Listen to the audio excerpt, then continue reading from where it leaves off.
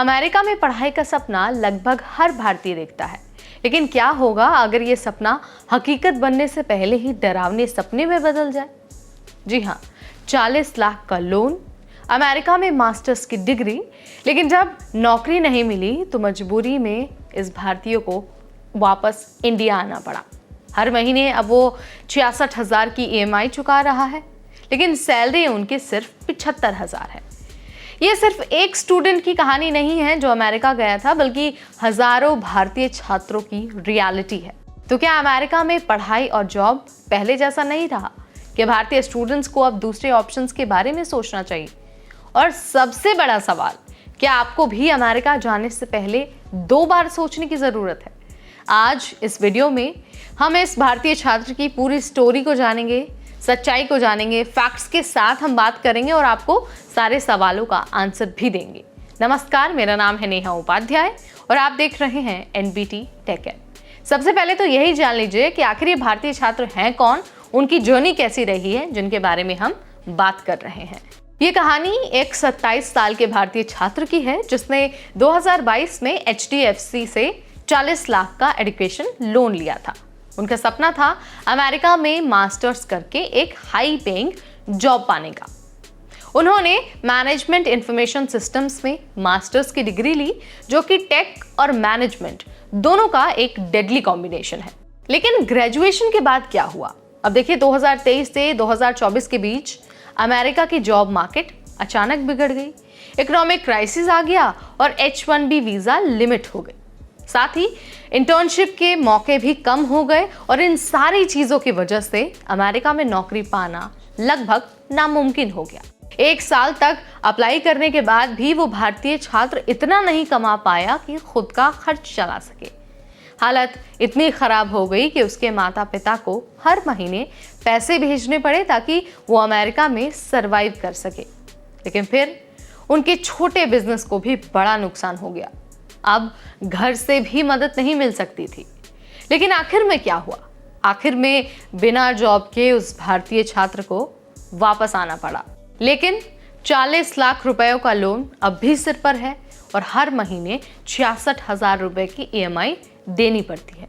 भारत में उन्हें 75,000 की नौकरी मिली, लेकिन इस सैलरी में उनका फाइनेंशियल स्ट्रेस खत्म नहीं हुआ। अब वो फ्रीलांसिंग और पार्ट टाइम काम करके खुद को संभालने की कोशिश कर रहे हैं। लेकिन स्ट्रेस इतना ज़्यादा हो गया है कि अब उन्हें ये समझ ही नहीं आ रहा कि आखिर आगे क्या करना है। अमेरिका में जॉब मार्केट और एजुकेशन लोन की सच्चाई की अगर हम बात करते हैं तो देखिए, जॉब मार्केट के बुरे हाल हैं।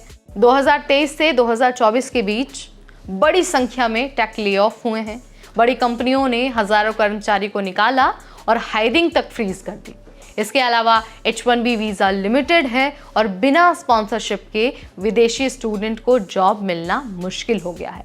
इसके अलावा OPT यानी कि ऑप्शनल प्रैक्टिकल ट्रेनिंग में भी कंपनियां कम स्पॉन्सर कर रही हैं, जिससे जॉब की अपॉर्चुनिटीज और भी ज्यादा कम हो गई हैं।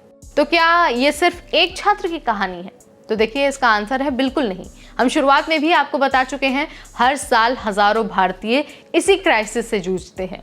आंकड़ों की अगर हम बात करते हैं तो 2023 में 1 लाख से ज्यादा भारतीय छात्रों ने अमेरिका से मास्टर्स किया, लेकिन उनमें से 35% से ज्यादा ऐसे छात्र थे जिन्हें कोई जॉब ही नहीं मिली।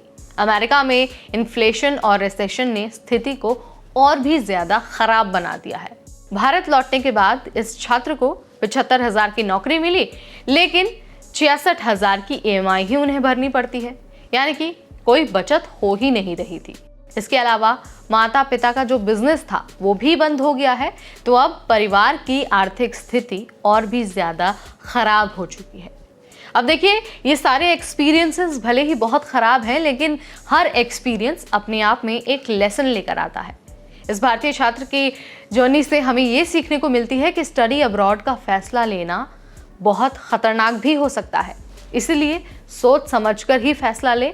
सिर्फ यूएस ही नहीं बल्कि आप अपने करियर के लिए, अपनी नौकरी के लिए, पढ़ाई के लिए दूसरे ऑप्शंस को भी एक्सप्लोर कर सकते हैं। अलग अलग करियर ऑप्शंस रखें। आपको सिर्फ आईटी या फिर टेक सेक्टर पर भी डिपेंड नहीं रहना है, बल्कि आपको प्लान बी हमेशा अपने पास रखना है। ऑप्शंस को एक्सप्लोर करते रहना है ताकि जब आपका एक प्लान काम ना करे तो आप अपने दूसरे प्लान की तरफ आगे बढ़ सके। इसके अलावा जो भी व्यक्ति विदेश में पढ़ाई करने का सोचता है ना, उसे सबसे पहले एक इमरजेंसी फंड बनाना चाहिए, क्योंकि विदेश जाकर पढ़ाई करने में आपकी सारी जमा पूंजी खर्च हो सकती है। इसीलिए विदेश जाने से पहले अपने अच्छे से फाइनेंशियल प्लानिंग कर लीजिए और आप अपने खर्चों को डिवाइड कर लीजिए कि आपको कैसे खर्च करना है, कितना बचाना है और उसको यूज़ कैसे करना है। अगर आप इन सारी चीज़ों का ध्यान रखेंगे, इन सारी चीज़ों पर काम करेंगे तो आई एम डैम श्योर आपको कम परेशानी होगी। कम परेशानी हम इसलिए कह रहे हैं क्योंकि अभी आप माहौल देख ही रहे हैं, इमिग्रेशन के नियम बहुत ज़्यादा सख्त हैं, नौकरियों में अनसर्टेनिटी बहुत बढ़ गई है। ऐसे में स्टडी अब्रॉड का फैसला आपके लिए एक दो धारी तलवार हो सकता है। सो इन सारी चीज़ों को ध्यान में रखिएगा और अगर आपके मन में कोई सवाल आता है या फिर आप कुछ हमसे पूछना चाहते हैं, जानना चाहते हैं, तो कमेंट सेक्शन के ज़रिए भी आप अपने विचार हम तक पहुंचा सकते हैं। तब तक मुझे यानी नेहा को दीजिए इजाज़त। देखते रहिए NBT टेक एड।